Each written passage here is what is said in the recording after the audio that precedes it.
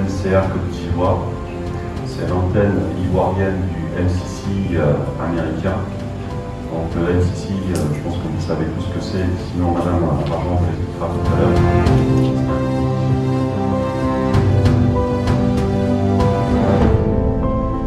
Du premier don accordé par les États-Unis d'Amérique à la Côte d'Ivoire, donc don du peuple américain. C'est en 2017, fin 2017, que l'accord de don a été signé entre la Côte d'Ivoire et les États-Unis. Ensuite, la particularité, c'est dans la mise en œuvre en fait, de ce don.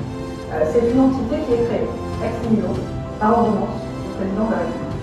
C'est Millennium Challenge Camp Côte d'Ivoire, dont je suis directrice générale et je suis aujourd'hui ici à l'élément du comité de direction. Donc ce LCA Côte d'Ivoire, il est créé et il faut constituer une équipe.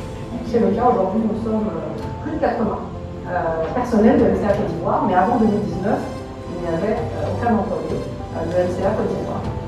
Il a fallu ensuite satisfaire certaines conditions pour pouvoir démarrer le programme. Donc ça, c'est la date qui s'affiche au milieu sur la diapositive. C'était en août 2019, en présence de son Excellence le Président de la République Alassane Ouattara. Nous avons pu démarrer l'horloge du programme Compact. Les États-Unis avec la Côte d'Ivoire ont regardé quelles étaient les barrières essentielles à la croissance, et notamment barrières rencontrées par les opérateurs économiques.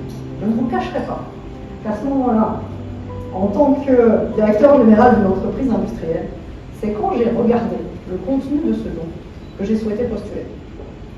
Parce que par rapport à des difficultés que je vivais dans mon expérience de directeur général d'une entreprise industrielle, je me suis rendu compte que beaucoup de composants étaient une réponse aux barrières que moi je connaissais. Donc après l'analyse de ces barrières, le gouvernement de Côte d'Ivoire et les États-Unis ont décidé que les fonds seraient utilisés dans deux domaines d'intervention.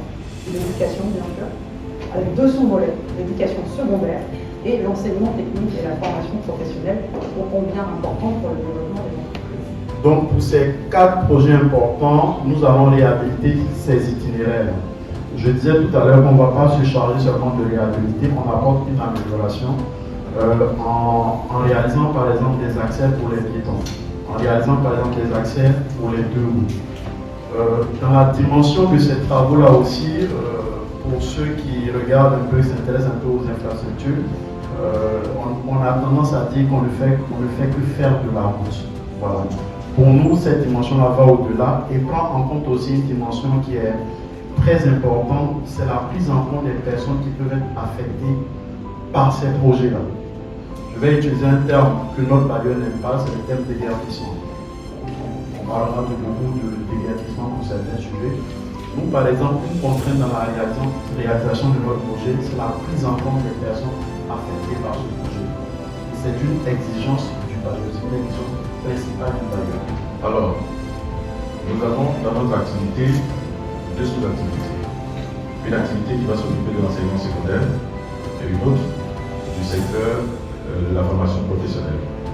Sur le secteur de l'enseignement secondaire, nous avons à peu près 4 résultats à atteindre. Le premier, c'est la politique genre. Et là-dessus, je veux encore féliciter ce programme qui est vraiment très innovateur parce que aujourd'hui, on a un document de politique genre qui permet aujourd'hui d'intégrer dans tous les aspects du ministère de l'Éducation nationale la question des genre, aussi bien du point de vue institutionnel que dans la maîtrise, disons, des projets. On signe, on les publie sur notre site internet.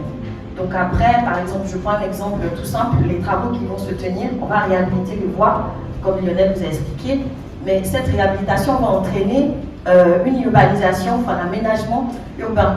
Donc par exemple, on a fait un appel d'offres pour des arbres paysagers. Eux-mêmes, les entreprises de travaux doivent recruter des entreprises qui vont s'assurer des feux de signalisation, de l'éclairage. Donc tout ça, c'est vraiment, comme je dis, tout l'écosystème en fait qui est derrière et qui sont des opportunités de marché pour tout type de